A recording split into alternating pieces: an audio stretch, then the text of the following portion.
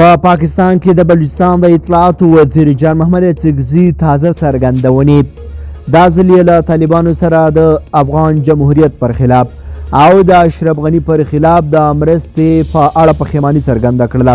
دا چې نوموړي تازه نور څه ویلي جزئیات یې ویډیو کې وګورئ او چینل هم سبسکرایب کړئ. افغان طالبانو سره مرسته زموږ غلطي وه. اڅکزي وایي چې ځینې وخت د طالبانو حکومت پر وړاندې تونده ژبه کاروي. مني چې په 2001 کال کې پر افغانستان د امریکا له برید وروسته د پاکستان حکومت افغان طالبانو ته پناه ورکړې وه، خو وایي دغه مرسته یې غلطي وه. د زیاتوي له کراچۍ راواخله تر کوټې او پېښوره پورې دوی زموږ میلمانه وو. موږ هیله لرله چې کله د طالبانو حکومت په افغانستان کې راشي د پاکستان لپاره به جدي ګواښ نه وي.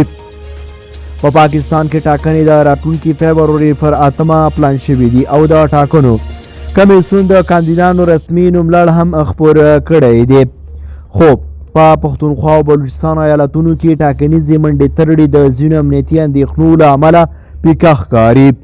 ان په ځینو ځایونو کې کاندیدانو ته ځایي امنیتي چارواکو لیکلي خبرداری هم ورکړی چې په خپل خوندیتابه ته پام وکړي. په 2023 کال کې پاکستان کې د ناامنیو ډیری پیښې او بریدونه هم په دغو دوو ایالتونو کې وو.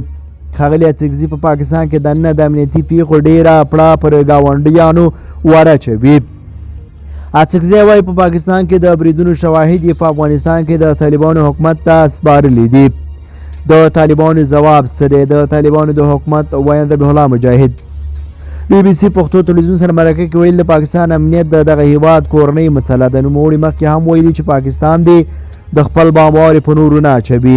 د طالبانو حکومت بیا وایي چاته اجازه نه ورکوي چې د افغانستان خاوره د نورو او په ځانګړي ډول د ګاونډیو پر خلاف وکارول شي.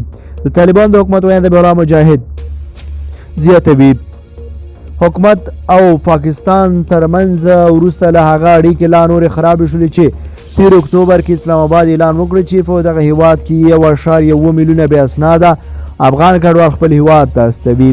خو څه هم طالب چارواکو بیا د دغه بهیر د درېدو غوښتنه کړې، خو لا هم ګڼ شمېر افغان کډوال افغانستان ته ستنول کیږي.